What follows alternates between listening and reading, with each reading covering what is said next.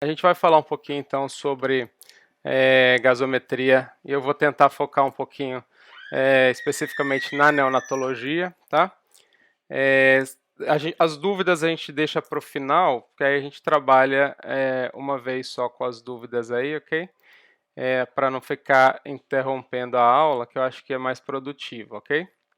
Então vamos lá. A gente vai falar um pouquinho então. Trabalho na maternidade na Clínica Santa Helena. E a gente vai falar, antes de tudo, que assim, uma gasometria mal coletada, ela vai dar resultado errado e a gente não vai saber interpretar. Então, por isso que eu sempre começo pela coleta, porque é muito importante. Quando a gente fala de coleta, o ideal seria uma gasometria arterial, né? Porque a ideia é ver PaO2 quando eu estou pensando em distúrbios de oxigenação. Mas em neonatologia, né, a gente tem a preocupação, principalmente ao nascimento e logo depois, em relação ao pH e bicarbonato, né, ou com base excess, para a gente poder trabalhar sobre a questão de decidir ou não hipotermia terapêutica, por exemplo, né, nos casos de anóxia. Então, para isso, a venosa é suficiente, porque o pH e o bicarbonato da arterial e a venosa são parecidos, tá? Então não precisaria, se eu quero ver só esses dois, de necessariamente colher uma artéria se o bebê não tem nada pulmonar, tá? Se a suspeita é só anóxia, por exemplo, a venosa é mais que suficiente. Ela pode ser coletada tanto do cordão umbilical quanto na hora da cateterização do umbigo, né? Já cateterizou a veia ali, já pode ser feita a coleta e aí não teria problema ser venoso, ok? Então, como eu disse para vocês, esse aqui é o nosso protocolo, por exemplo, de hipotermia terapêutica, né? A gente usa aqui na clínica critério 1 ou critério 2, mais a clínica de encefalopatia, né? O critério 1 seria uma gasometria com pH menor que 7 e o base excess, o standard menor que 16, ou até quando o pH está entre 7,01 e 7,15 e o base excess intermediário, desde que o paciente apresente um evento perinatal agudo, né, e algum desses critérios aqui que seria um Apgar baixo, necessidade de suporte ventilatório, de VPP por mais que 10 minutos. Né? Então, mesmo nesses pacientes com Apgar baixo, necessidade de VPP por mais que 10 minutos, a gente não considera para hipotermia só um pH muito baixo, não. A gente faz mais ou menos como a escola canadense, não é muito parecido com o protocolo brasileiro. Em relação à coleta de gasometria, quem é o bebê que eu devo coletar uma gasometria? É óbvio, né? Todo aquele bebê com risco de anóxia. Então, quando eu falo risco de anóxia, não é aquele que eu já estou suspeitando de anóxia porque ele convulsionou.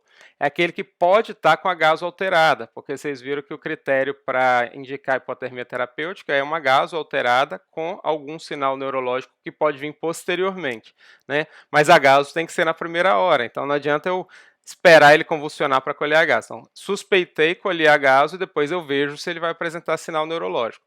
Então, todo paciente que precisou de reanimação em sala de parto, mesmo VPP, tem que colher gasometria. Paciente com Apgar menor que 7 no quinto minuto, gasometria. Paciente com evento perinatal agudo, né, desaceleração tardia de P2, prolapso, rotura de cordão, rotura uterina, hemorragia do terceiro trimestre. Mesmo que o bebê nasça bem, esses bebês, quando vão para a UTI, chegando já colhendo gasometria. Mesmo quando a gente vai correr o risco de deixá-los no berçário, né, colher o sangue e lembrar que você pode colher do cordão. Né, então, não necessariamente você vai precisar, né, de puncionar e colher sangue arterial dele aí. Muito cuidado na hora da coleta em relação à seringa, né? Então, os hospitais que têm seringa de heparina lítica, que é aquela seringa que já vem heparinizada, né? Ela não tem líquido dentro, é como se fosse um pozinho ali de heparina lítica, ela é melhor, porque ela não altera nenhum parâmetro. Já quando eu vou usar a heparina, tem muitos locais que não tem a seringa própria, a gente vai molhar a seringa. Quando eu falo molhar a seringa, isso é muito importante, porque tem gente que deixa 0,1 ml, deixa um fundinho de heparina, isso é errado, né? Você molha a seringa com heparina e tira toda a heparina que você conseguir, porque sempre vai ficar aquele 0,05 ali no biquinho da seringa, né? Então, é para tirar tudo mesmo, é só para molhar com a heparina. O problema da heparina é que a heparina, ela vai quelar o cálcio, então geralmente as gasometrias com heparina, o cálcio vem mais baixo, é heparina sódica, logo o sódio vem mais alto, tá? E ela tende, por ser uma substância ácida, a reduzir o pH. Então, tem que levar tudo isso em consideração, né, na hora de interpretar uma heparina uma gasometria colhida com a heparina, né? Claro que essas alterações não são gigantescas, mas quanto mais heparina você colocar, maior a chance do seu erro acontecer aí, tá? Outra coisa que é importante é que não tenha coágulo, né? O coágulo ele vai roubar um monte de hemácias, ele vai estourar hemácias, ele vai liberar potássio, ele vai fazer troca gasosa, tirar todo o ar, essas bolinhas de ar que ficam, ela está fazendo troca gasosa, saindo PO2 e muda o valor de PO2. Na hora de passar no aparelho, se demorou um pouco mais, homogeneizar bem, que senão você vai estar colhendo só do soro ali, não vai estar colhendo da amostra homogênea. Lembrar que logo depois da coleta não basta pôr um algodãozinho, tem que ficar comprimindo a artéria pelo menos por uns 2 minutos, 4 minutos, para não dar aquele caroção e depois ninguém conseguir colher, né? Então isso é muito importante. E a análise tem que ser imediata. Se eu for demorar, né, até 30 minutos, aí pode guardar em geladeira, mas não tem sentido você guardar um agaso para ver um resultado daqui a 2 horas. Daqui a 2 horas, a agaso dele já está totalmente diferente, né? Não tem mais valor aquela ali. Bom, quando eu estou falando de gasometria, estou falando de equilíbrio ácido básico, eu estou entendendo que no meu corpo existe uma produção de ácidos, né? Ácidos são os prótons, né, que liberam H+, né, e acaba levando a vários danos aí no organismo. Então, o nosso organismo ele produz muito ácido e geralmente é metabolismo de proteína. São as proteínas que vão fazer com que, ao final do seu metabolismo, libere ácidos. Por isso que naqueles pacientes com erro inato do metabolismo, acidemias graves, a gente vai restringir a proteína. E aí tem que ficar bem de olho, por exemplo, a gente sabe que o Neocate ele tem 14 gramas em 100 gramas de pó só de proteína, ele é muito rico em proteína. Então, um bebê tomando 100 ml quilo dia de Neocate, né, na diluição padrão, ele está recebendo 2 gramas quilo dia de proteína. Se eu estou pensando em insuficiência renal, com produção de ácido grave, ele já está o dobro do orientado, que é 1 grama, se é urinato, né? Enquanto quando a gente usa o NAN é 1,2 grama quilo nesse mesmo volume, né? Então, muito cuidado, né, dentro da UTI neonatal com o Neocate, que ele é bem rico em proteína, tá? Quando eu estou falando que proteína libera ácido, né, é porque uma proteína é formada por vários aminoácidos, né, e um aminoácido tem um grupamento amino e um grupamento de ácido carboxílico. E é exatamente esse grupamento de ácido carboxílico, que é um ácido fraco, em contato com a água, vai formar H3O+, que vai liberar água e o próton H+. Então, daí a ideia, né, de que a proteína libera ácido no sangue. Tá? Então, por isso que a gente tem que ficar atento nesses pacientes, que essa é uma fonte de produção de ácidos. Tá, e por que eu tenho que me preocupar, então, com a acidemia, com o excesso de ácidos no meu sangue? Porque a acidemia pode matar, né? O próton ele tem alta afinidade por proteínas e as enzimas todas são uma proteína e vai fazer um processo que a gente chama de protonação, né? Onde o próton que foi liberado ele vai se ligar a uma proteína intracelular, tá? E aí ele vai alterar a função de modo que a enzima pare de trabalhar, pare de atuar, levando, né, à disfunção de múltiplos órgãos e morte, né? Então esse é o final de um paciente com acidemia grave. Bom, e na prática, então, quando eu faço uma gasometria, eu estou querendo saber assim, quanto de ácido eu tenho no meu corpo? O certo seria falar assim, qual é a minha acidemia? Não tem a natremia? Quanto de sódio você tem no seu corpo? Natremia de 135 a 145. Quanto eu tenho de ácido no meu organismo, no meu sangue correndo livre ali? Eu tenho, a minha acidemia é esse numerão aqui, ó, 0,00000, né, na casa dos nanoequivalentes, né, que é 0,0004 mEq por litro. Veja que é pouquíssimo ácido que eu tenho no sangue. Se eu pegar o bicarbonato, por exemplo, aí, o bicarbonato é 24 mEq por litro, nós estamos 1 milhão de vezes mais em termos de quantidade, né, do que o ácido. Então, realmente, eu tenho muito mais bicarbonato para tamponar todo esse ácido aí, por isso que dificilmente o meu pH vai cair, porque eu tenho como tamponar com esse bicarbonato aí, tá? E manter o bicarbonato nessa faixinha aqui é mais difícil. O neonato nós temos que prestar atenção, principalmente nas primeiras 2 horas, porque devido ao quadro de hipoxemia, porque a saturação intraútero é 80 e agora que vai subir para 100, ele está em hipoxemia nas primeiras horas ainda, né? E esse processo de hipoxemia leva a uma produção um pouco maior de respiração anaeróbica, e aí acaba que o pH cai um pouco. Então a gente vai utilizar um pH um pouquinho menor nos bebês nas 2 primeiras horas aí, tá? Para a gente não ficar trabalhando com esse número tão grande aí de 0,0004, foi inventar o tal assim, vamos trabalhar com o logaritmo do número, então, para ficar mais fácil, mais palatável aí para os médicos, até porque a gente não gosta de trabalhar com esses números gigantes assim.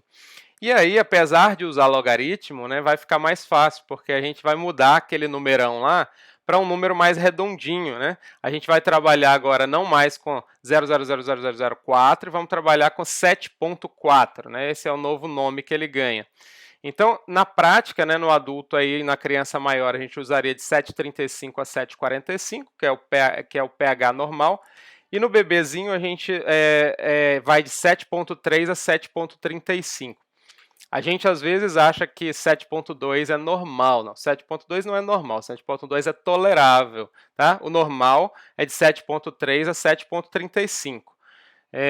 Ou seja, de 30 a 35 mais ou menos. Então esse daqui é o esperado para um neonato. Às vezes nas primeiras 2 horas o esperado pode ser 7,25, mas o problema quando eu uso o logaritmo é o seguinte, meu raciocínio inverte.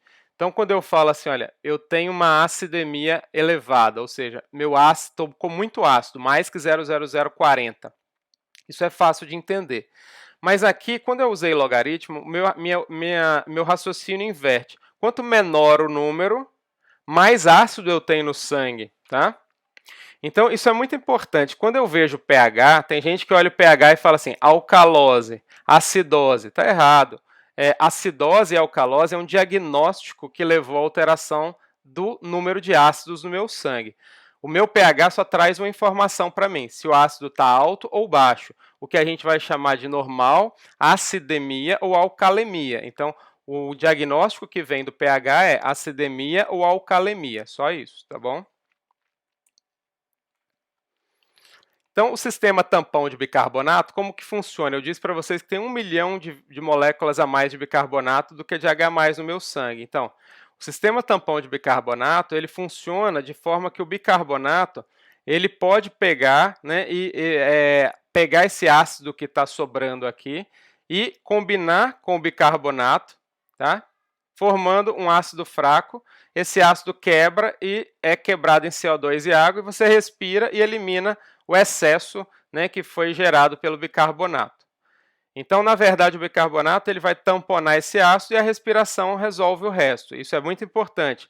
Quando a gente usa bicarbonato, saiba que nós estamos, né, formando muito CO2. Às vezes, quando você faz bicarbonato no paciente, você tem que dar uma mexidinha no ventilador lá, senão o CO2 dele vai começar a aumentar, tá bom? Bom, eu disse para vocês, eu acho que tem alguém com o áudio ligado aí. Só se atentar a desligar o microfone, por favor.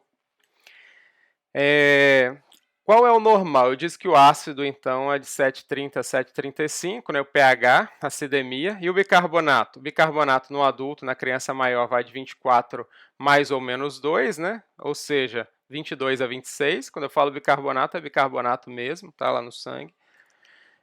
E no neonato, ele tem o rim imaturo ainda, né? O rim dele ainda não consegue excretar muito bem os ácidos, não consegue recuperar o bicarbonato que ele perdeu. E aí eu tolero um bicarbonato um pouquinho mais baixo, né? Não é 24, a gente está falando aqui de 20 mais ou menos 2, então está mais na casa de 20, 22 do que na casa dos 24, né, para o neonato. Principalmente naquelas primeiras 2 horas que é pior ainda, tá bom? Tem que lembrar que o neonato tem essa pequena diferença, não fica guardando muito o número 24. Tem alguma diferença da gasometria quando é um parto normal ou quando é um parto cesárea? Isso já foi estudado, né? E na prática, quando a gente faz uma gasometria venosa do sangue do cordão num parto normal, a gente tem aí o pH de 7,35. Tem gente que fala assim, o bebê, o normal é 7,2. Não é, o bebê normal é nascer com 7,35. tá? Esse é o normal. Ele vai cair um pouquinho nas primeiras horas, mas ao nascimento o pH é normal, tá? PCO2 de 38 e o bicarbonato de 20, tá vendo aqui o rinzinho imaturo, deixando o bicarbonato de 20, o que faz com que o BE seja um pouquinho mais baixo, né, de -4. A gente já vai falar um pouquinho sobre o BE. Quando eu estou falando parto cesárea, não muda nada, o bebê nasce com 7,34 igual, tá? E o bicarbonato igual, 20 com BE de -4, tá? Não mudou nada, tá? Só para vocês entenderem que quando a gasometria vem com acidemia ao nascimento, tá errado mesmo, tá feio mesmo. Eu já falei então como funciona o tampão bicarbonato, né? O próton H+ vai ser tamponado com o bicarbonato e vai dar o H2CO3, que é um ácido fraco, e vai liberar o CO2 e a água, e esse CO2 vai ser eliminado na respiração. Então é isso daqui, ó. Toda vez que entrar um próton no sistema, algum ácido entrar no seu sangue extra, né? O bicarbonato vai lá, tampona ele, forma o H2CO3, que logo ele se dissipa em CO2 e água, e seu pulmão resolve o problema, tá? Todo bicarbonato que vai ser excretado posteriormente, ele vai ser recaptado pelo rim, né? O rim ele faz esse processo de recaptação. Lembrar também que o pH, quando eu faço a gasometria, aquela acidemia lá, ela é calculada por essa fórmula aqui, tá? Então a gente tem que tomar cuidado com o valor do pH, porque se eu tiver algum erro, né, em relação a bicarbonato ou PCO2 de uma forma inadequada, a questão de coleta pode alterar um pouquinho o pH. Tá? Então, só ficar de olho, porque ele é calculado por fórmula. Beleza. Então, se eu disse para vocês que a acidemia mata, então eu estou preocupado agora. Todo bebê com pH menor que 7,30 tem risco de morrer. Isso é necessariamente verdade? Não. Essa acidemia leve, o que eu vou chamar de acidemia leve a moderada? Vai ser aquela acidemia que vai de 7,3 até 7. Vou colocar 7,1, tá? Que essa até 7,2 eu vou chamar de leve, 7,1 para baixo vai ser uma acidemia mais importante, tá? Então, tecnicamente, essa acidemia até 7,15, alguns autores falam em 7,20, mas essa acidemia, ela não é tão maléfica e não deve ser combatida desesperadamente. Tem gente que vê o pH, né, de 7,2 e já fica louco fazendo bicarbonato. Errado e muito errado, tá? Então, a acidemia, o que ela faz de bom, então? Quando eu tenho uma acidemia, a curva de dissociação da hemoglobina ela desvia para a direita. O que isso quer dizer na prática?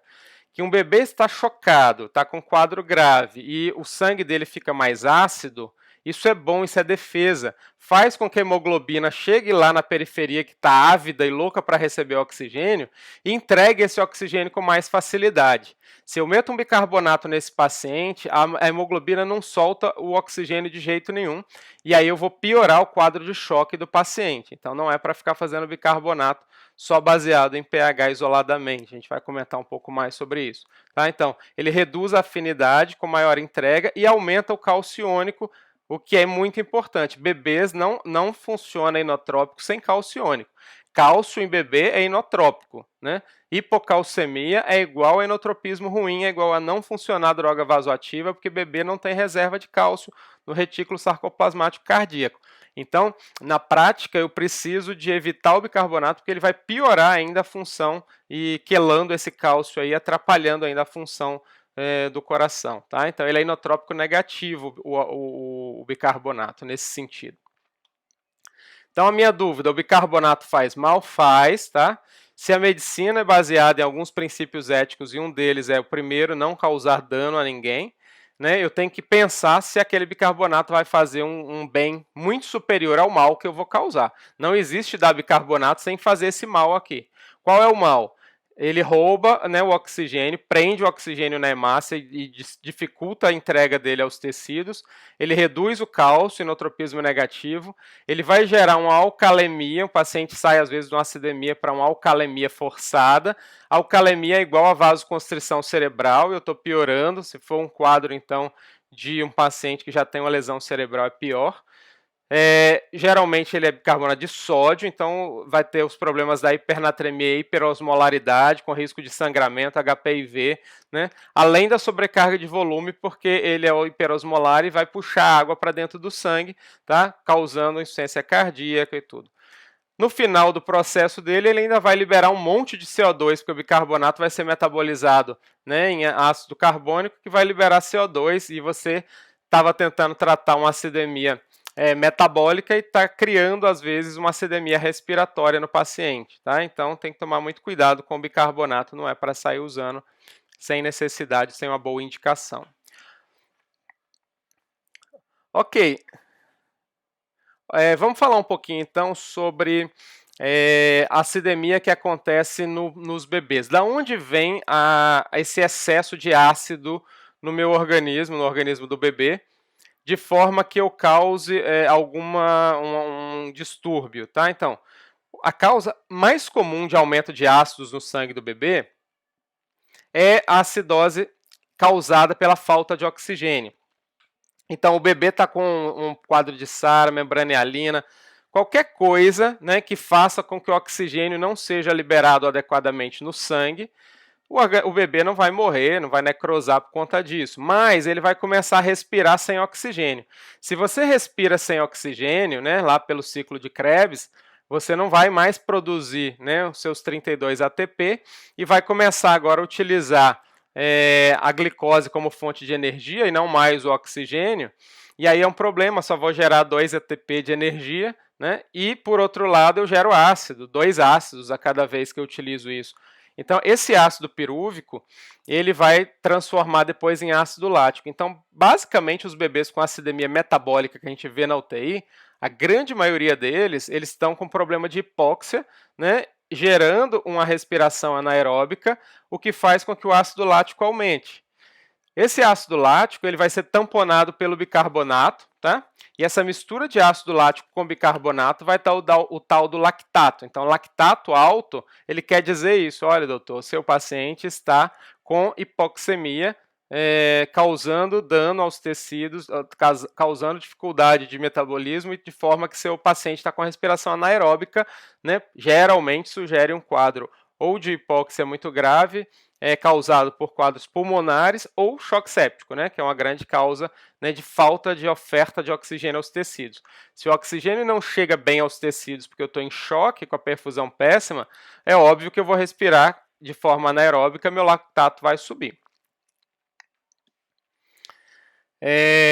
Uma outra causa de perda de meu sangue ficar ácido as diarreias. No bebê isso é mais raro, é mais para aquele bebê que chega tendo uma diarreia de casa, que tomou um leite com alergia à proteína do leite vaca, foi dado um leite para ele, ele chega com aquela diarreia profusa em grande quantidade, desidratadão.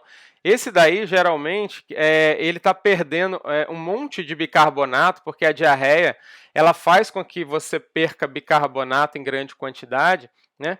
E aí é até interessante vocês gravarem isso. Toda vez que sai um monte de bicarbonato do meu corpo, eu estou perdendo carga negativa, existe uma bomba de bicarbonato cloro no meu corpo que vai tentar compensar essa carga negativa que eu perdi e me jogar para dentro uma carga negativa dentro das células, que vai ser o cloro. Então, às vezes, o cloro, que as pessoas não têm o hábito de pedir, ele vai nos ajudar muito a definir, será que essa acidemia é causada por uma perda de bicarbonato para fora do corpo, ou seja, teve diarreia, ou o bicarbonato está quietinho dentro do meu corpo, mas ele escondeu porque ele está tamponando um ácido, como o ácido lático, por exemplo, no exemplo anterior. Tá? Então, o cloro ele nos ajuda muito. Um cloro, quando ele está alto, significa que eu estou perdendo bicarbonato para fora do corpo. E às vezes eu vou ficar mais à vontade de fazer um bicarbonato nesses pacientes com diarreia profusa, porque ele está sem bicarbonato mesmo. O bicarbonato saiu do espaço intracelular dele, tá? Do sangue dele. Então, mas não é muito na neonatologia, isso é um quadro mais para as UTIs pediátricas e para pronto-socorro, né? Muito cuidado na neonatologia, que é a acidemia causada pela parenteral. A parenteral também, a gente tem aminoácidos, e esses ácidos, inclusive a arginina gera HCl mesmo, ácido clorídrico. Tá? A gente tem o cloreto de sódio, que no final vai dar uma acidose hiperclorêmica, né, por causa daquele mecanismo ali, você dá um monte de cloro, o que o organismo faz com um monte de cloro? Coloca um monte de bicarbonato para fora, e aí você faz acidemia. A acidemia dá acidose perclorêmica. Então, por isso que a gente prefere na parenteral acetato de sódio no lugar do cloreto sempre que possível, né? Acidemia nas insuficiências renais, aqueles pacientes que fazem insuficiência renal, que está indicado diálise, né?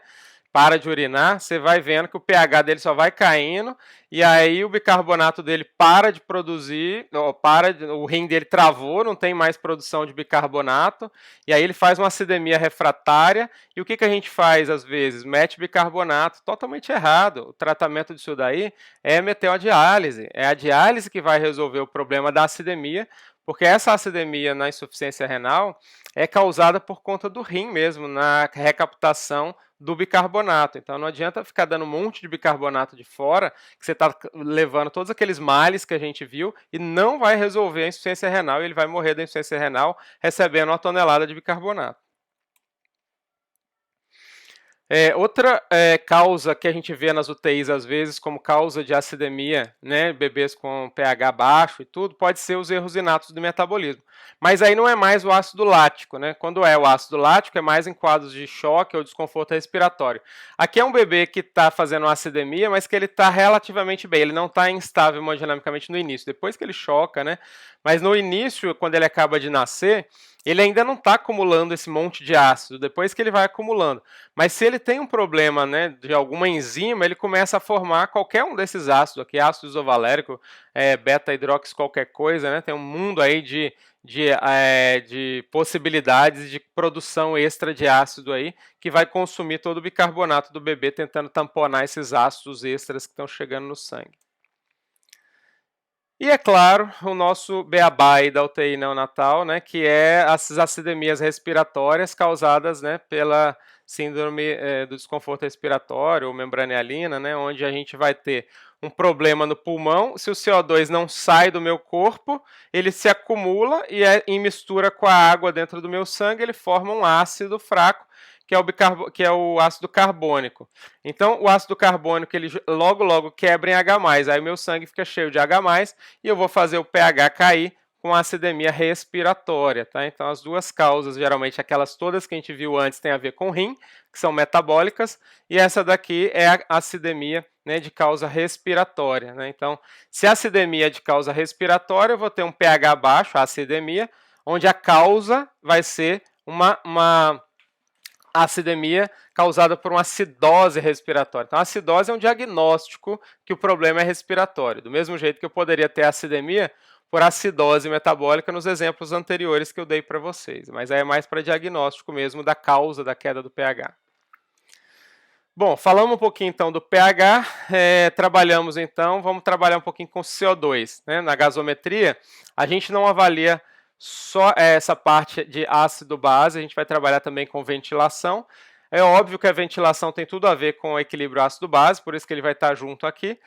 Na prática, no adulto é em torno de 40, mais ou menos 5, na criança maior também, mas no recém-nascido ele é um pouquinho mais baixo, mais próximo de 35 mesmo. O bebê hiperventila um pouco mais, principalmente logo após o nascimento, tá?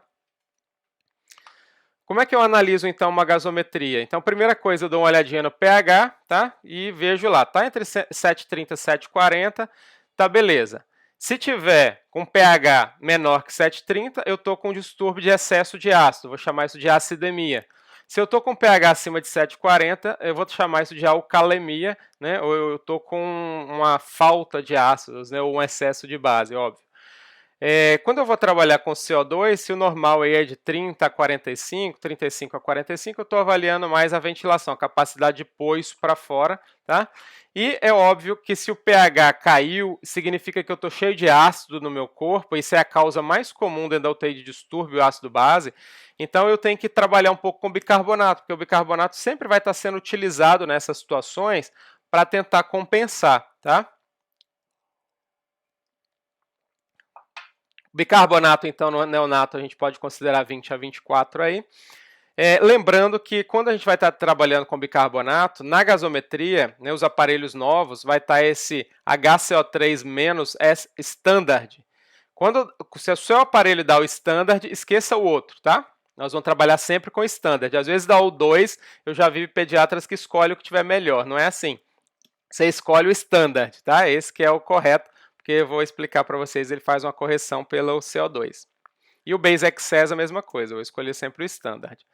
Então, o estandardizado, ou padronizado, né, é aquele que leva em consideração o valor do PCO2, porque uma PCO2 alta, ela aumenta o bicarbonato se eu não estiver fazendo o standard. Então, toda vez que o PCO2 é alto, o bicarbonato vai subir, e aí eu vou ter que lembrar disso. Então, para não precisar de lembrar desse detalhe aqui, eu uso sempre o standard. Tá? PCO2 baixa reduz o bicarbonato também, se ele não for padronizado. Então, sempre utilizar o bicarbonato standard, ou STD, ou ST, vai depender muito de como está no seu aparelho. Tá?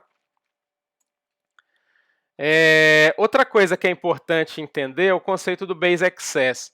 O Base Excess é uma forma diferente de você olhar para o bicarbonato. Né? Então, se eu digo para vocês que o bicarbonato, o normal dele, né, é de 20... vamos supor, no bebê a gente estava falando que o bicarbonato normal no adulto seria, por exemplo, 24. Né? Então, no adulto, o bicarbonato vai de 22 a 26. Ou seja, se eu considerasse que o zero seria o número 24, então entenda o seguinte, o número 24, que seria o padrão do adulto, é o nosso zero.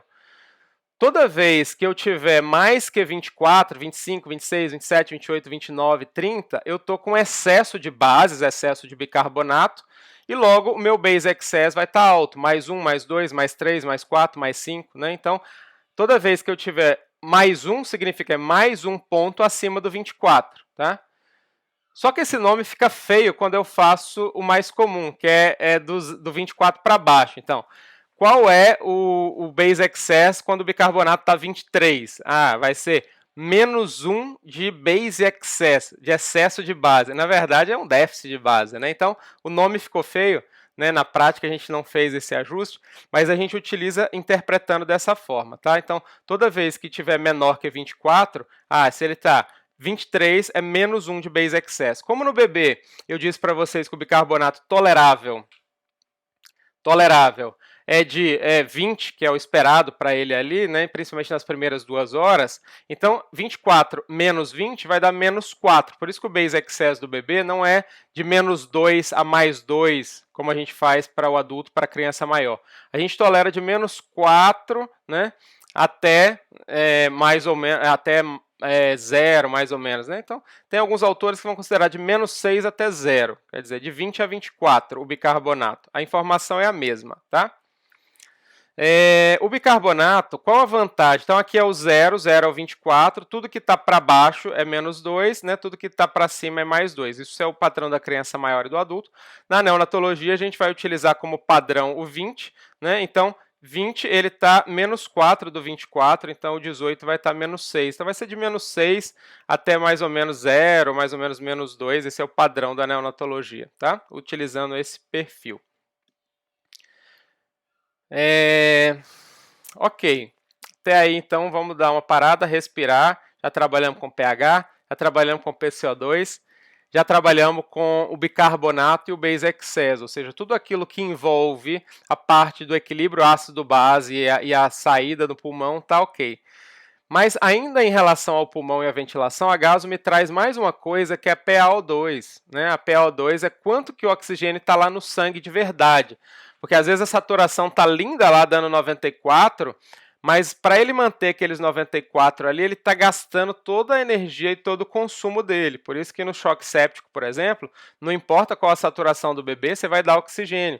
Por quê? Porque eu preciso de evitar aquele consumo que está tendo ali. Então, quando eu estou trabalhando com a PO2, eu quero saber lá no sangue quanto que está... Acho que tem algum áudio aberto aí ainda. Se alguém puder prestar atenção. Só marcar um xizinho no microfone aí. Não, tá beleza. Não, pode ficar tranquilo, acho que já melhorou aqui. O PO2, então, é o normal de um adulto. Então, assim, é só a gente pensar assim, como que funciona o PO2. Por exemplo, eu estou respirando ar ambiente aqui agora, então a minha FiO2 é em torno de 20%, 21%. Então, você multiplica isso por 4 e você vai saber qual que é o oxigênio esperado lá no sangue. Então, assim, se eu estou respirando 21, lá no sangue eu esperaria que tivesse no mínimo 80, tá? Esse é o padrão, por isso que o PO2 do adulto é de 80 para cima. Às vezes as pessoas esquecem disso, então o paciente está saturando, né, com uma máscara de Venturi a 50% lá, ele está saturando 94, você está todo feliz, mas o PO2 dele não está 4 vezes a FiO2. Você dosa lá o PO2 do paciente, com a Venturi a 50, né, 50 vezes 4, era para estar 200 de PO2, o paciente normal, saudável, de pulmão ok. Mas aí você vai ver lá e o PO2 dele está 65, no neonato acima de 60 você fala que está bom, e aí você fica todo feliz, mas não é para você ficar feliz não, fique de olho nesse paciente, porque ele está com muito oxigênio para manter esse PO2 acima de 60. PO2 acima de 60 normal é em bebê respirando ar ambiente, então por isso que a gente sempre considera a relação entre a PaO2 com a FiO2. O PO2 nunca vai ser olhado isoladamente, sem considerar a FiO2 do paciente naquele momento, tá? Por que a gente considera esse número mágico 60? No adulto, 60 já está fazendo acidemia. Mas na criança, 60 é suficiente. Acima de 60, veja que a linha fica mais reta aqui, a saturação geralmente está acima de 90, tá? Então, abaixo de 60 na PO2, geralmente vai ter um paciente já mais grave, que está com a saturação já mais baixa mesmo. Então, nos neonatos, a gente vai tolerar essa questão do 60, acima de 60 é bom, desde que esteja em ar ambiente. Se está oxigênio, eu tenho que fazer a relação PaO2 FiO2, sabendo que é mais ou menos um pulmão saudável, 4 vezes a FiO2, tá? Lembrar que o oxigênio, né, ele é muito importante porque ele faz mal, né? Então o projeto Koala está aí para mostrar isso. Não fique feliz com aquelas saturações lá na UTI de 100%, que aquilo ali está lesando retina, está causando lesão no paciente aí, tá? Então o PO2 normal no recém-nascido é acima de 60, por conta disso que a gente já acabou de explicar. E lembrar que quando eu estou falando de 60 a 80 no recém-nascido, é no FiO2 de 21%. Então, se eu coloquei um CPAP, está 50%, e esse paciente está com a PO2 de 60, abre o olho, porque ele não está tão bem quanto você está achando, tá? Então, só relembrando aqui, né, o PO2 do bebê ao nascimento, muito cuidado que o PO2 do bebê ao nascer, ele é baixo, tá vendo? Por isso que tem aquele negócio de colocar o oxímetro lá na sala de parto, que a saturação do bebê nos primeiros 10 minutos é até 80, né? Então o PO2 também vai ser mais baixo. Então, aquela PO2 da gasometria venosa lá da sala de parto, não se preocupa não, que ela vai vir baixinha mesmo, não leva muito em consideração para tomar a conduta. E o PCO2 do bebê nas primeiras horas ele respira um pouquinho mais rápido, mas o importante é que essa hipoxemia aqui faz com que eu consuma bicarbonato para poder compensar os ácidos que estão sendo produzidos na respiração sem oxigênio, e aí o lactato sobe nas primeiras horas. Um adulto acima de 2 já é alterado, criança maior, mas no neonato acima de 4 nas primeiras horas é que eu considero normal, é que eu considero alterado. Às vezes até nessas primeiras 1 a 2 horas, que até 6 pode ser normal, nessas primeiras 2 horas, mas depois eu vou utilizar o número 4 como o lactato elevado, tá? E o bicarbonato, o base excess também dá uma caidinha, né, nessas primeiras horas, tá? E o pH também dá uma caidinha nessas primeiras horas aí, tá? Chegando até 7,25, a gente considerar normal aqui, tá? Assim, nas primeiras 2 horas. Só lembrar disso. Ok, pessoal, vamos trabalhar um pouquinho com casos clínicos, que aí fica mais interessante da gente tentar colocar em prática tudo isso que a gente viu até agora, tá? Então esse bebê aqui nasceu, pré-termo limítrofe, 35 semanas, eu estou suspeitando que seja uma taquipneia transitória, ele está com 2 horas de vida, está com CPAP ali, 40% de FiO2, né? Hoje, para os prematurinhos aí, cada vez mais o pessoal está descendo o número para fazer surfactante. Eu tive uma aula semana passada com o pessoal de Ribeirão Preto, e eles já estão usando 30%, né? Acima de 30% já faz surfactante nos bebês, né, prematuros. Bom, de qualquer forma, eu fiz um raio-x desse bebê, por exemplo, ele está com a pneumonia, e eu estou suspeitando que ele não está legal, mas ele está lá no CPAP, estava com a carinha até boa, e eu fiz uma gasometria, e a gasometria mostrou aqui, né, um pH de 7,32, ok, não é acidemia, então o sangue não está ácido, também não tem alcalemia, até aqui tudo bem. Pode ser um bebê que não tem nada, como pode ser um bebê que tem um distúrbio misto, né? Às vezes o pH está normal porque você está com o sangue muito ácido e respirando muito rápido. Então você vai ter uma acidose metabólica com alcalose respiratória, e um compensa o outro e o pH fica bom. Mas o fato do pH estar bom, tem gente que fala assim, bom, o distúrbio está compensado, então o bebê está ótimo. Não, o bebê está com 2 distúrbios, só que o pH está normal ainda, né? Então, assim, o bebê tem acidemia e tem alcalose, tem que trabalhar nos dois, mas o bebê continua, o bebê ainda está se segurando em termos de pH, só isso, não tem muito ácido no sangue, mas ele tem 2 coisas para eu trabalhar. Mas esse aqui, vamos lá, 7,32, o bicarbonato. A gente viu que no bebê de 20 está tolerável, CO2 de 42, ok. O PO2 está de 60, eu disse que acima de 60 está ok. Está saturando 94, menos 2, beleza, tá bonitinho, vamos manter do jeito que está e não preciso ficar preocupado, vou dormir no meu plantão sossegado, se esse for o bebê mais grave. Mas lembra que a gente comentou que a PO2 esperada é mais ou menos 4, 5 vezes, né? De 80, a minha, por exemplo, seria de 80 a 100, que é 4 ou 5 vezes a minha FiO2, que é 21%, né? Esse bebê, então, com 40%, eu esperaria que ele tivesse aí, pensando em 4 vezes 160, pensando em 5 vezes 200, né? Eu esperaria que ele tivesse aí com um valor bem alto aí de PO2, né? A PO2 esperada ali seria uma PO2 bem mais alta, ao redor de 200, e esse bebê estava 60, quer dizer, a troca gasosa está ruim nesse bebê, eu tenho que ficar muito atento, porque eu esperaria 200 e estou encontrando 60. Então eu tenho que ficar bem atento, porque esse bebê não está tão legal em termos de oxigenação, quanto eu estava pensando. Então, esse tem que ser o meu raciocínio. Não que eu tenha que entubar esse bebê, intubação não é só por gasometria, eu tenho que olhar, ver clinicamente, né? Como é que está o padrão respiratório, como é que está o lactato, como é que está esse paciente em termos de perfusão, né? Mas eu tenho que ficar de olho, né? Não dá para eu ficar tão tranquilo com esse bebê, porque ele não está tão legal, porque a relação PO2 e FiO2 dele não está esperada. Só para vocês terem uma ideia, na criança maior, isso não está bem definido para a neonatologia, mas para as crianças maiores e para os adultos, isso está bem claro. As crianças que fazem pulmão de SARA, quando eu falo de SARA, eu estou falando de pacientes com pneumonia, COVID, essas coisas assim. Bebês, a gente vai ver que taquipneia transitória, membrana hialina, não dá para falar em SARA nesses bebês não, tá? Mas esses bebês que têm SARA e adultos, né? A relação PO2 e FiO2, ela tem relação com mortalidade mesmo. Quanto mais alta essa relação, mais baixa essa relação PO2 e FiO2, maior a mortalidade, chegando a ficar quase 50% nos pacientes que estão com a relação menor que 100.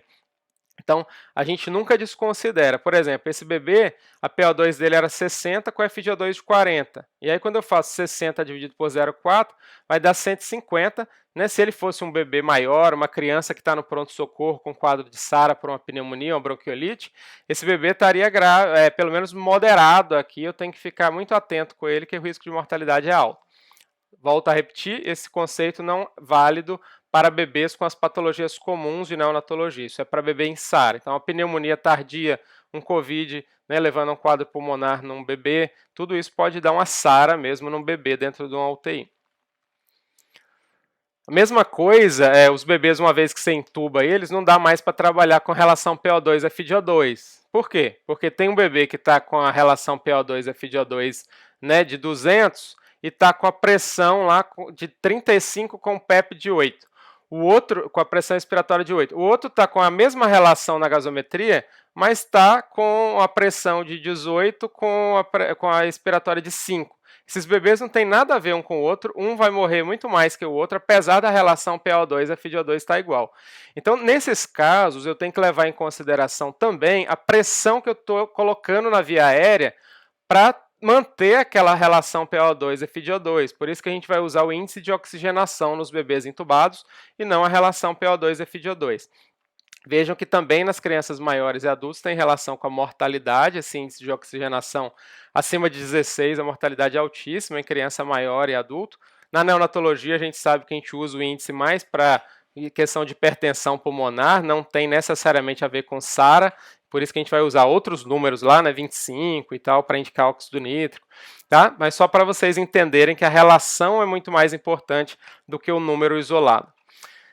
Quando eu falo de SARA, aí você fala assim, existe SARA em neonatologia? Nunca ouvi falar em síndrome de desconforto respiratório em neonatologia. Tem que usar pressão expiratória de 8, de 10 em neonatologia? É claro, né, dependendo do quadro. Isso não se aplica, né, àqueles pacientes, esse critério, essa definição que foi feita aqui, ela é a mais utilizada atualmente para neonatologia.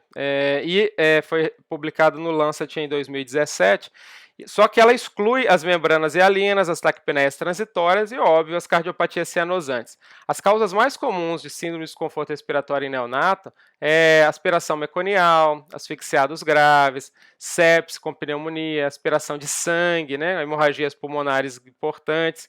Todas elas podem causar esses distúrbios aqui, onde a gente vai interpretar o índice de oxigenação totalmente diferente, né, do que eu interpreto lá na indicação de óxido nítrico. Então, acima de 16, nesses casos aqui, já é muito ruim, tá? Então, sempre a gente exclui as patologias neonatais mais comuns.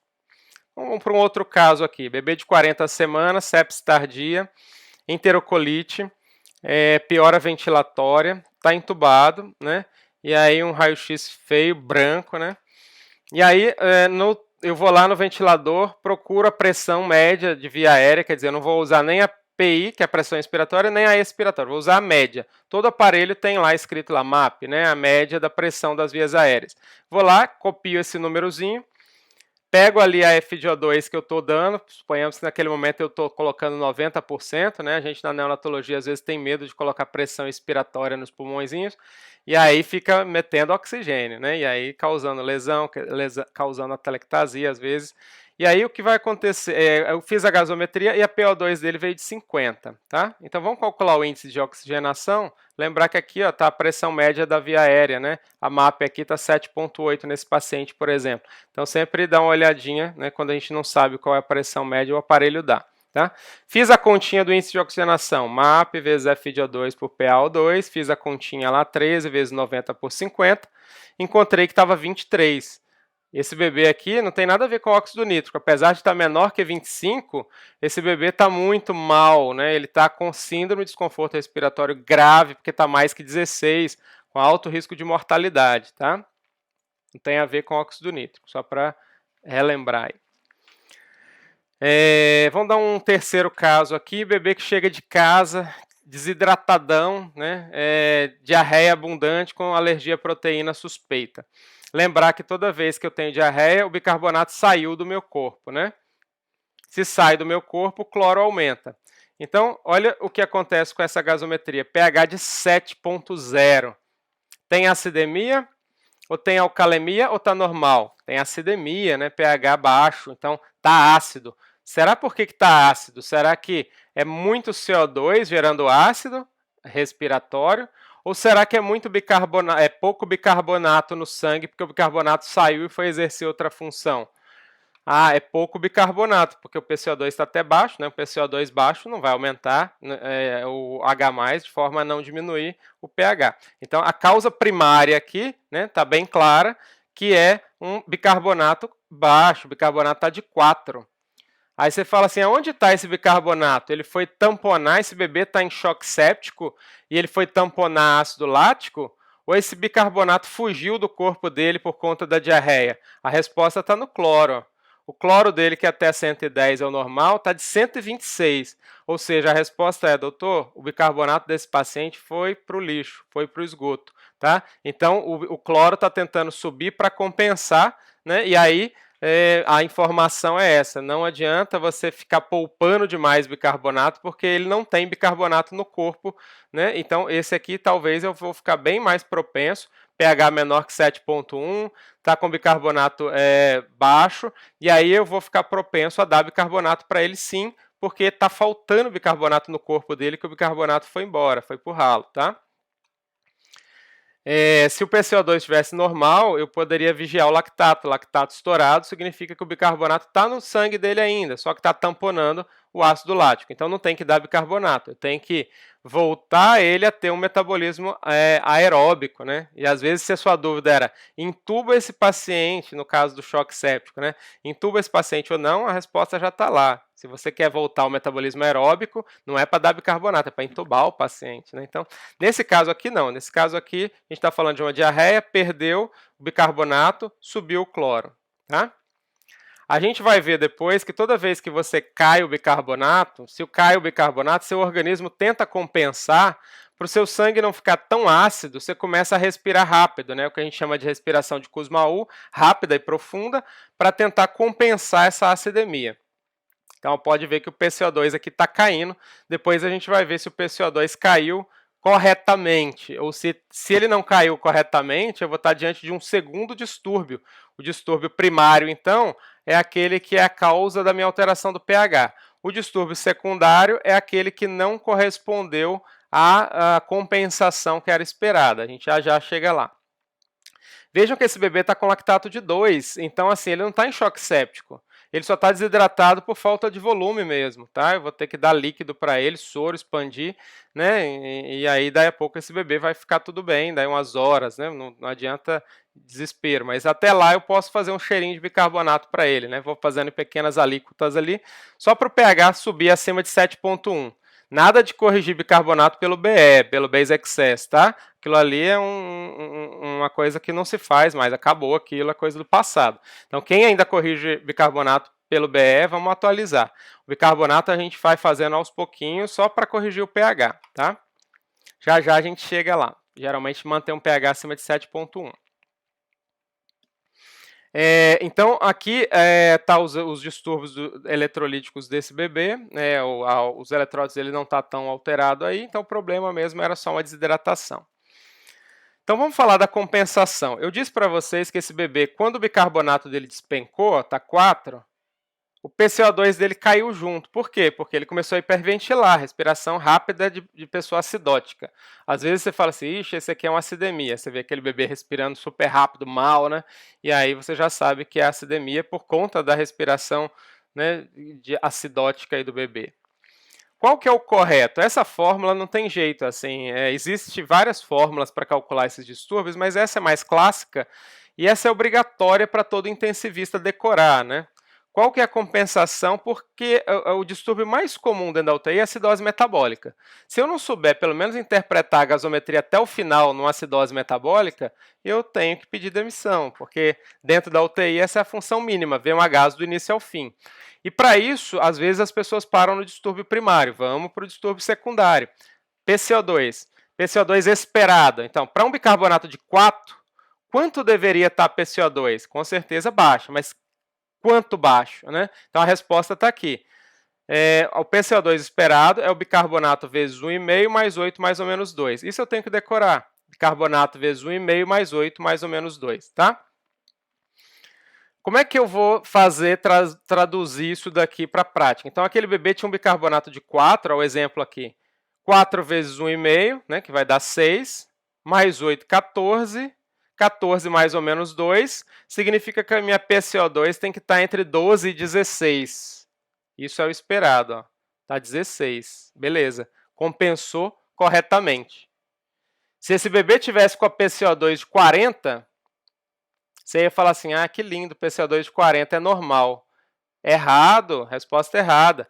PCO2 de 40 é alta para esse bebê, porque era para estar 16. Quem está com bicarbonato de 4 é para estar com a PCO2 de 16, não de 40. Se ele está com a PCO2 de 40, além de você dar bicarbonato, nesse caso aqui do bebê, né, que perdeu o bicarbonato pela diarreia, e corrigir, expandir e tratar o choque, eu ainda teria que entubar, porque o PCO2 de 40, quer dizer, ele não está hiperventilando quando ele precisava, ou seja, ele está hipoventilando, apesar do PCO2 dele estar lindo, está 40, mas o PCO2 dele deveria estar 16, entendeu? Então, eu sempre tenho que continuar a interpretação da gaso até a compensação, tá? Senão eu fica faltando um pedaço da interpretação. Vamos dar um exemplo aqui, então. Um bebê de 41 semanas, está com síndrome da aspiração meconial, está com hipertensão pulmonar clínica, o raio-x nas periferias pretão aqui, né? Hipertensão pulmonar é quando falta trama nas periferias, fica pretão aqui, às vezes dá até dúvida se é pneumotórax ou não, quando você olha na periferia do pulmão está muito pretão. Então a gente tem áreas, né, que é bem típico da síndrome da aspiração, áreas com condensação e áreas pretonas, né, que é da hipertensão pulmonar secundária. Esse bebê está entubado, a pressão média de vias aéreas de 15, a FiO2 de 100, né, que nesses casos de hipertensão a gente acaba metendo um 100zão ali. PO2 dele está 50, saturando 88. E aí a minha dúvida, né? Isso está bom, isso está ruim? Vamos lá para nossas interpretações. Gasometria desse bebê. pH de 7,35. Bicarbonato dele, 16. Então ele está com acidemia. Vejam que, olha o pH dele está normal. Aí você fala assim, tá tudo lindo, o pH está normal. Tá, vamos continuar, calma, doutor. Então tá aqui, ó. A gente pegou um bicarbonato aqui de 16. Então, tá faltando, ele está com acidemia. Apesar dele estar sem acidemia, ele está com uma acidose metabólica. Mesmo com pH normal, distúrbio número 1. Acidose metabólica, está menos que 20. Então, acidose metabólica. Bom, para 16, quanto deveria estar o PCO2? Né? Então, se o PCO2 não corresponde, né, então eu vou fazer a continha lá, 16 vezes 1,5, né, mais 8, mais ou menos 2. E aí eu percebi que o paciente deveria estar com PCO2 mais elevado, e nesse caso aqui o PCO2 dele está 20, ele está hiperventilando demais. E graças a essa hiperventilação excessiva aqui, ele compensou o pH. Mas isso está sendo uma desgraça para ele, porque o PCO2 dele está de 20. PCO2 menor que 30 faz vasoconstrição cerebral, né? Então tem que ficar bem de olho. A gente nunca deve... É muito comum a gente esquecer do PCO2 baixo na UTI e achar que é lindo. PCO2 menor que 30, eu estou gerando hipóxia cerebral, sangramento, vasoconstrição cerebral, tá? Então, esse bebê está com distúrbio misto, tá? Porque o PCO2 esperado dele, ó, bicarbonato vezes 1,5 mais 8 mais ou menos 2, deveria estar 32 mais ou menos 2, de 30 a 34. E esse bebê está com 20, era para estar 30 a 34, então ele está hiperventilando. Então, além da acidemia, da acidose metabólica dele, ele está com uma alcalose respiratória, então ele está com distúrbio misto. Acidose metabólica e alcalose respiratória. Apesar do pH estar normal, apesar dele não ter um excesso de ácidos no sangue, ok? Então, tanto eu vou ter que trabalhar, né, corrigindo, cuidando disso daqui, como ficar de olho se eu não tenho que entubar para controlar a ventilação dele, para ele não hiperventilar tanto, tem que ficar de olho nele, tá? PCO2 menor que 30, né, é um estrago aí para o cérebro. Vamos calcular o índice de oxigenação desse bebê para ver se eu ponho óxido nítrico ou não. Então, é uma síndrome da membrana hialina. Desculpa, é uma aspiração meconial. Fiz as continhas lá, deu 30. Acima de 25 eu já poderia indicar se eu estou pensando em hipertensão pulmonar, né, grave. E aí já estaria indicado acima de 25, aí, por exemplo, o óxido nítrico. Tá? Hoje já tem alguns países usando 15 aí, né, baseado naqueles critérios lá de SARA, que acima de 16 a coisa está feia. Tem países já indicando acima de 15 colocar o óxido nítrico, né? Que a gente ainda tem utilizado 25. Agora, com essa questão de Covid, até os adultos estão precisando. Hoje mesmo solicitaram da clínica lá por conta de adultos precisando de óxido nítrico para tratar os quadros pulmonares graves. Ok, vamos lá. Mais um exemplo. Caso 5 aqui, um bebezinho, nosso café com pão aí dos choque séptico, tá? Bebê a termo, 6 dias, choque séptico. Já estava com a dopinha de 5 lá, mantendo a pressão sistólica de 55. A gente sabe que um bebê a termo, né, a gente precisaria de uma pressão sistólica acima de, geralmente, 60 aí, né, para poder ficar bem, né, pelo pause lá a gente aprende, neonato acima de 60, né, neonato, pressão sistólica tem que estar acima de 60. 55 eu tenho que ficar bem atento. E aí, aumenta essa dopa para melhorar a pressão? Então a gente tem que lembrar que assim, não é só olhar para a pressão, eu tenho que olhar para o meu bebê, tá? E esse bebê tem uma gasometria onde vai te dar muita informação importante. Como é que está a distribuição do oxigênio para o corpo dele? Está boa? Esse bebê está fazendo metabolismo anaeróbico? Se ele estiver fazendo metabolismo anaeróbico, eu vou aumentar a dopa sem dúvida, tá? Porque eu vou trabalhar com uma má distribuição de oxigênio para os tecidos, tá? Mas se tiver tudo bem, talvez eu até tolere uma pressãozinha mais baixa, desde que a distribuição de oxigênio seja adequada, né? Então, não é só olhar para PA isolada, a gasometria é muito importante, às vezes a gente esquece de colher.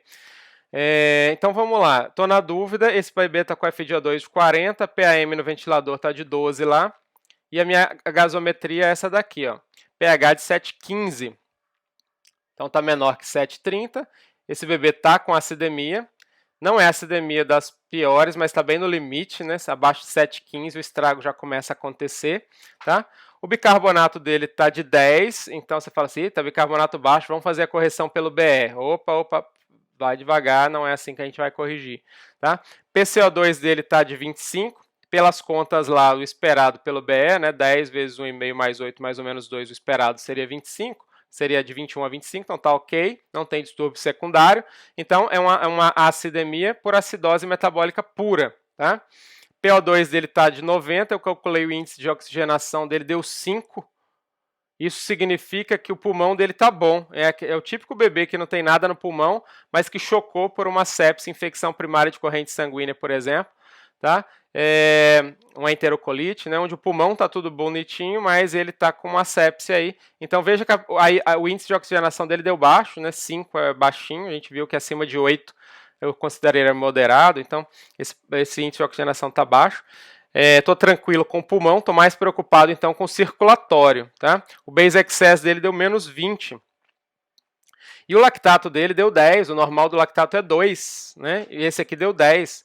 Ou seja, para onde foi esse bicarbonato aqui? Saiu do corpo dele, tinha quadro de diarreia, não tem nada de história de diarreia. Então, o bicarbonato ainda está no sangue dele. Mas aonde que ele foi parar? Ele foi parar lá tamponando os ácidos láticos, olha, lactato, que estavam sendo formados. Então, se caiu aqui uns 10 de bicarbonato, o lactato vai subir uns 10 também, né? Quase que proporcional. Caiu 10 aqui, subiu 10 aqui, tá? Mostrando que o bicarbonato está tamponando o ácido lático. Se está formando ácido lático, a resposta para o doutor é o seguinte, olha, esse paciente seu está com um quadro de respiração anaeróbica. Ou seja, doutor, seu cuidado do choque está ruim. Tá? O oxigênio não está chegando bem nos tecidos. E o problema não é do pulmão, doutor. O problema é da circulação. Então, o que você tem que fazer?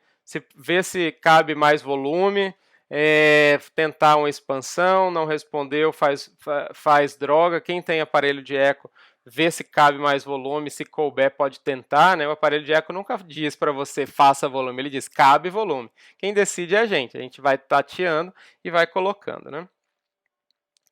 Ok, então esse bebê não está legal. Então esse bebê precisa de ser cuidado porque ele está com acidose metabólica pura, eu tenho que melhorar o inotropismo dele, tá? Apesar de que a compensação dele foi adequada e era acidose metabólica pura. Então o ácido lático normal é menor que 2 e neonatologia é menor que 4, tá? Então toda vez que tiver maior que 4, como aqui no exemplo que estava 10, significa que a coisa está feia, estamos com metabolismo anaeróbico, o meu choque está mal tratado, eu não estou sabendo manejar bem ou não estou conseguindo manejar bem o toque. Às vezes a gente até sabe, mas não consegue fazer com todos os ajustes de droga que a gente faz, né? E se esse bebê tivesse essa gasometria aqui, ó, pH de 7,0, com o bicarbonato de 4, PCO2 de 40, e o PO2 de 90, tudo bem. Pulmão tá belezinha, lactato tá normal, lembra que o lactato, então, ele pode, ou ligeiramente alterado, mas acima de 4 aqui, mas coisa pouca, ou seja, e eu tô com bicarbonato aqui de 4, né, então esse bebê agora tá com bicarbonato muito baixo, né. Aí você fala assim, mas aonde foi parar esses 20 quase aqui, esses 16, esses 20? Não foi aqui, ó. Porque o lactato de 4 só subiu 2. Aonde está o restante do bicarbonato? Esse restante, ou esse bebê teve diarreia e ele saiu para fora do corpo? Não, não teve isso na história. Aonde foi parar esse bicarbonato, então? Pode ser outros ácidos. De repente ele está com ácido, né, daqueles hidroxipirúvico, aquelas coisas de erro inato do metabolismo, né? Então, se você não encontrar a resposta no lactato, que o lactato não tiver estourado e o pH e o bicarbonato muito baixo, fica de olho que outros ácidos devem estar sendo produzidos e talvez o problema dele seja um erro inato do metabolismo, por exemplo. Vejam que não é diarreia, o cloro dele está normal. Se fosse diarreia, o cloro estaria alto, né? Então o cloro está me dizendo, doutor, fica de olho aí, porque esse paciente aí pode estar com erro inato do metabolismo, porque o lactato não está subindo como deveria aqui, se esse, né, bicarbonato estivesse saindo para cá. Então, nesse bebê, a gente viu que é um distúrbio de acidose metabólica com a compensação adequada, mas nesse bebê aqui, ó, especificamente, a PCO2 estava de 40. E o esperado para um bicarbonato de 4, a gente já tinha feito a conta antes, bicarbonato de 4 tem que estar entre 12 e 16. E esse bebê está 40. Então, esse distúrbio aqui é um distúrbio misto. Ele está com acidemia. O que está causando mais acidemia? O bicarbonato dele está baixo, né, como resposta primária. Então, é uma acidose metabólica. Para essa acidose metabólica, ele deveria estar entre 12 e 16, ele está 40. Então, ele está com distúrbio tanto metabólico quanto respiratório. Tanto esse bebê precisa de cuidados, né, de hemodinâmica, quanto ele precisa de cuidados ventilatórios, né? Talvez eu tenha que ajustar a ventilação dele para manter uma PCO2 aí mais próxima de 30 nesse momento, para tentar melhorar um pouquinho o pH, mas nunca baixar abaixo de 30, né? Porque no ventilador a gente evita fazer o que meu organismo faz. Meu organismo joga naturalmente abaixo de 30, mas a gente evita isso dentro do ambiente de UTI. Ok, então esse bebê está com uma acidose mista, uma acidemia mista, que é uma acidose metabólica, e acidose respiratória. Tá? Onde foi parar o restante do bicarbonato? Pensar, por exemplo, no erro inato do metabolismo, com esses ácidos extras aí consumindo bicarbonato. Tá?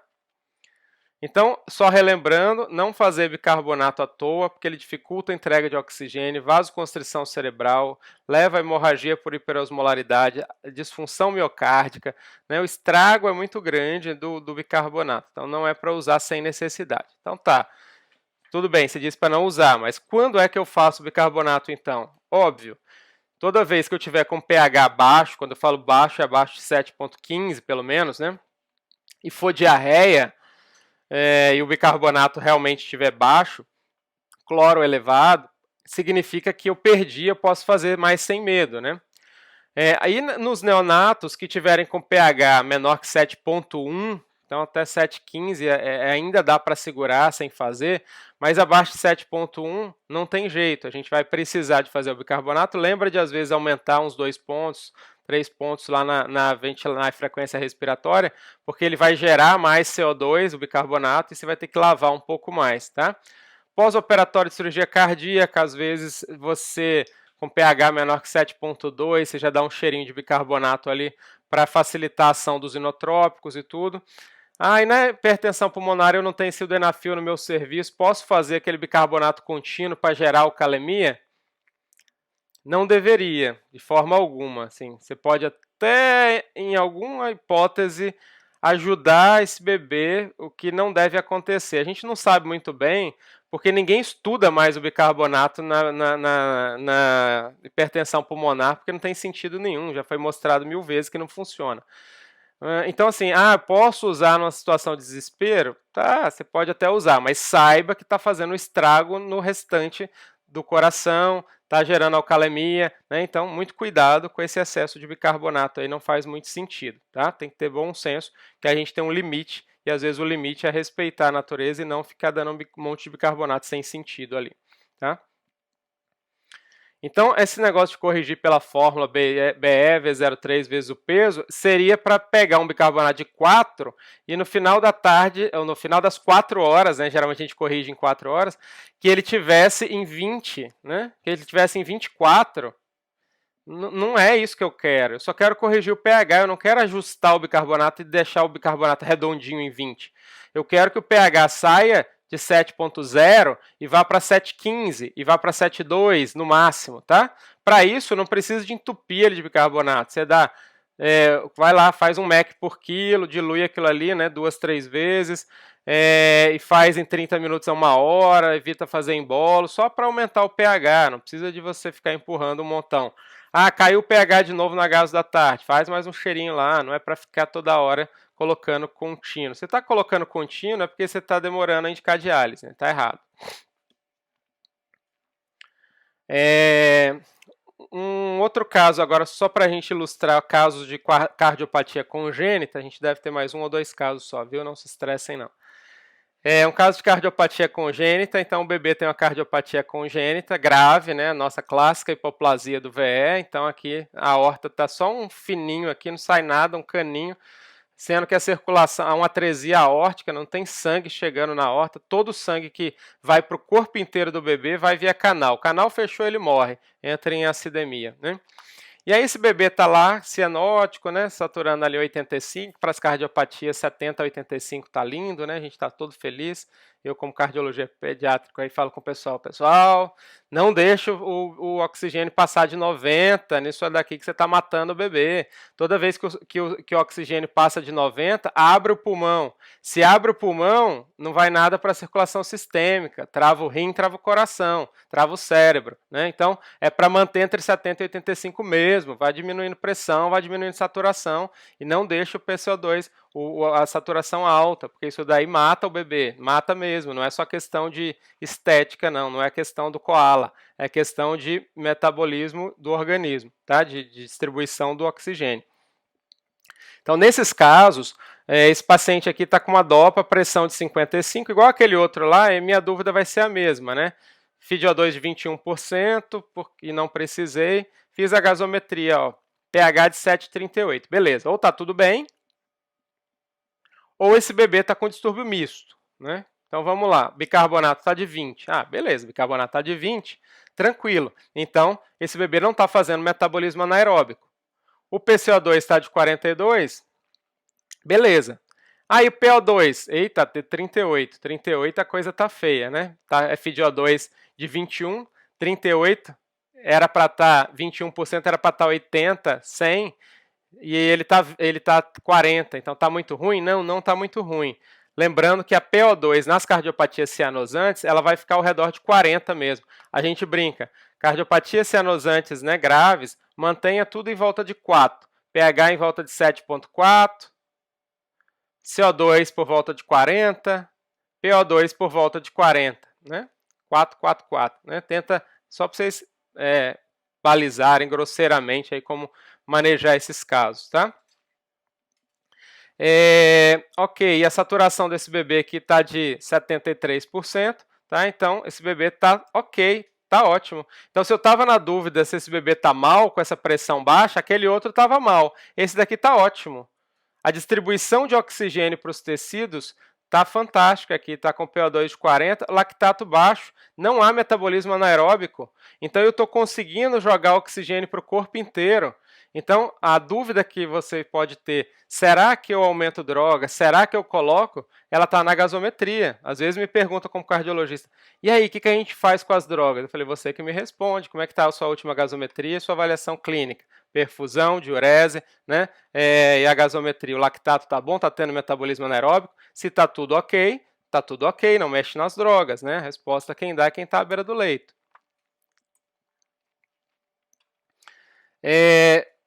Esses bebês, quando está, principalmente no quadro de SARA, lembrar que a gente permite uma hipercapnia, que a gente chama de hipercapnia permissiva, né? E esses bebês com hipertensão pulmonar, com cardiopatia cianosantes, a gente tolera aí uma saturação entre 70 e 85, né, uma leve acidemia, tá? Quando que eu faço isso? Nos quadros onde eu tenho um pulmão duro, né, no caso da síndrome da membrana hialina, por exemplo, a gente tolera uma hipercapnia. Tem gente que eu já vi assim, o PCO2 está 70. Mas tudo bem, a hipercapnia é permissiva, mas o pH está 7.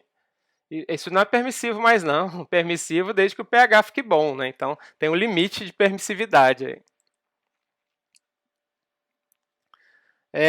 Agora eu vou dar um exemplo para vocês de um caso de alcalose, porque na UTI tudo é acidose, acidemia, né? Acidemia com acidose metabólica na grande maioria dos casos, e às vezes, né, e a respiratória também misturada ou não. Mas, às vezes, a gente vai pegar as alcaloses metabólicas e o pessoal fica meio perdido na alcalose, porque não é o nosso dia a dia. Então, é muito comum nos cardiopatinhas, né? Tá com MEI, síndrome de Down, transposição em ar ambiente, usando captopril, digoxina, furosemida, 1 mg quilo dose de 6 em 6, faz 3 semanas que ninguém mexe, como se não precisasse, né? Usou uma dose fixa e no dia a dia não aconteceu nada diferente, não teve um consumo a mais, a menos, e a gente esquece de olhar para o bebê, está perdendo peso, está desidratando, tem que tomar cuidado, né? A gente vai avaliando a furosemida no nosso dia a dia. Mas ele está ali há muito tempo usando a furosemida e ficou por isso mesmo. E aí a gente tem que lembrar que, e os outros distúrbios? O que eu faço com eles? Você me disse muito sobre a acidose metabólica, né, e qual a compensação que acontece nela e da formulazinha que eu tenho que decorar. Você me falou alguma coisa da acidose respiratória, mas você não falou nada de alcalemia, né? Então vamos trabalhar um pouco com a alcalose metabólica, lembrando que na alcalose metabólica a compensação é essa daqui. Não decorem não, viu, gente? Geralmente eu coloco no meu celular lá no bloco de notas essas outras compensações. Compensação que eu tenho que decorar é só da acidemia metabólica, né? Que é aquele, né, o PCO2 esperado para um bicarbonato baixo. O resto você tem que olhar nessa tabelinha mesmo, que é loucura você ficar decorando isso daqui, porque é tão raro da gente encontrar. Mas a resposta seria mais ou menos essa daqui. Para cada MEC de bicarbonato que sobe acima de 25, a PCO2 sobe 0,7 acima de 40. Ou seja, um bebê que está com uma acidose respiratória crônica, por exemplo, a gente tem às vezes bebês com aqueles pulmões brancos, né, assim, seja de cardiopatia congênita, seja de displasia broncopulmonar, né? Esses bebês eles vão começar a reter CO2 todo dia, todo dia, todo dia. Para cada 1 milímetro de aumento na PCO2, o bicarbonato sobe 0,3. Então, se ele vive com 45 no dia a dia dele, né? Então, se 1 sobe 0,3, 5 vezes 0,3 vai dar 1,5. O bicarbonato dele vai subir de 24 para 25, por exemplo, né? Então, um bebê com PCO2 no dia a dia de 60, eu vou ter o aumento proporcional do bicarbonato. Mas a gente não precisa de decorar isso, tem que olhar na fórmula. Então, esse bebê aqui, olha a gasometria dele. Ele está com o pH, acidemia ou alcalemia? Ou normal? Alcalemia, tá? Alcalemia, 7,56. O que leva um sangue a ficar muito alcalêmico? Será que é um PCO2 alto ou é um bicarbonato alto? Né? Então, é um bicarbonato alto. Então, o distúrbio primário metabólico. Então, eu estou diante de uma acidose metabólica. Tá? Para uma acidemia metabólica, para cada MEC de queda do bicarbonato abaixo de 25, a cada 1 que cai, a PCO2 cai 1 também. Então, se eu estou com... desculpa, eu estou na acidose, é alcalose, né? Para cada MEC de bicarbonato acima de 25, o PCO2 sobe 0,7, tá? Então, se aqui subiu acima de 25, subiu aqui 8, né? 25, 33 menos 25 dá 8. Então, subiu 8 de bicarbonato, 8 vezes 0,7, 7 vezes 8, 56. Então, o PCO2 dele tem que subir aqui 5,6, né? Acima de 40. Então, deveria estar 45,6, mais ou menos. Tá 48. Né? Então, ele está compensadinho ali, está na faixa dos 45, não precisa de ser o ajuste fino tão certinho, mas está ajustando igual, ou seja, eu estou com uma alcalose metabólica que a compensação foi ok, né? O PCO2 está esperado. Inclusive, se esse bebê tivesse com PCO2 aqui de 35, eu ia falar assim, eita, esse bebê está descompensado agora, talvez eu precise pôr no CPAP ou entubar, porque eu esperaria 48 dele, 45, ele está com 35. Né? Então, às vezes, esses bebês que têm pneumopatias crônicas, é baseado nessa fórmula que eu vou saber se eu vou trabalhar com ventilação ou não. Né? E aí esse bebê está com lactato aqui de 2,5, está tudo bem, o cloro dele está 85. Que estranho, você falou que o cloro ficava alto, tinha a ver com bicarbonato. Então, se o bicarbonato está subindo no meu sangue, ganhei muita carga negativa. O que o meu rim faz? Expulsa cargas negativas. E aí o cloro cai. Então, o cloro baixo está me dizendo que realmente o que está acontecendo aqui é uma alcalose causada por diurese. Na verdade, o que aconteceu aqui foi o seguinte: esse bebê está usando diurético em grande quantidade, urinou um montão de cloro, tá? E aí, quando ele urina esse montão de cloro, seu organismo fala assim, opa, vamos colocar bicarbonato para dentro. Então, na verdade, o culpado de tudo isso, e a causa mais comum dentro da UTI, são bebês com Lasix, com furosemida em excesso. E aí o cloro cai, e aí esse bebê vai ganhar um monte de bicarbonato. Esse é o quadro mais comum, não é nem respiratório, é metabólico mesmo, tá? Tanto é que ele está urinando demais, que o potássio dele está 2,5. Porque ele está urinando um monte, os eletrólitos estão caindo tudo. Olha, o cálcio também caiu para 7. Tanto ele está urinando demais que o sódio dele está subindo, né? Então, ou até cai, né? Às vezes o bebê urina muito e o rim não concentra e o sódio também fica baixo. Então, isso me mostra que esse bebê está pondo para fora muito sódio, cloro e ganhando bicarbonato. Como é que eu trato isso daqui? Se o bebê não está entubado nem nada e precisa desse diurético? Eu vou tentar reduzir o diurético tanto quanto for possível, e dá para diminuir, porque se o sódio está subindo, significa que eu estou dando diurético demais, sequei demais o bebê. Então eu vou reduzir ou suspender por um dia e ficar de olho. E além de tudo, eu vou corrigir o potássio, por exemplo. Se eu der KCl, eu vou estar dando para ele Cl, cloro, né? E aí quando eu dou cloro para ele, o rim vai parar de pôr bicarbonato para dentro, porque o cloro vai ficar normal, né? Então, isso vai ser lento, às vezes vai demorar semanas, porque o rim demora para ajustar as coisas, né? A parte respiratória é rápida, mas o rim é lento, o rim é bem lento. Demora alguns dias aí para atuar, né? Então, essas outras compensações, vocês fotografam e guardam no bloco de notas aí, mas não tem sentido vocês decorarem isso daí, tá? Então, um resuminho de tudo que a gente viu, começa pelo pH, acidemia ou alcalemia, tá? Se por acaso a gente estiver diante, não esquece o 740, que nós estamos falando de neonatologia, mas se a gente estiver com pH com acidemia, né, um quadro de acidemia, pode ser uma acidose metabólica, mas lembrar que tem que avaliar a compensação, que é a parte respiratória. E não se esquecer que um pH normal pode ser um distúrbio misto, tanto para lá quanto para cá, tá? Os dois podem estar alterados aí. Ok, pessoal? Conseguiram entender aí? Se não entenderam, vamos pelo menos socializar e dar uma risadinha aí. Eu fico à disposição de dúvidas, se alguém quiser compartilhar alguma coisa, fiquem bem à vontade, viu?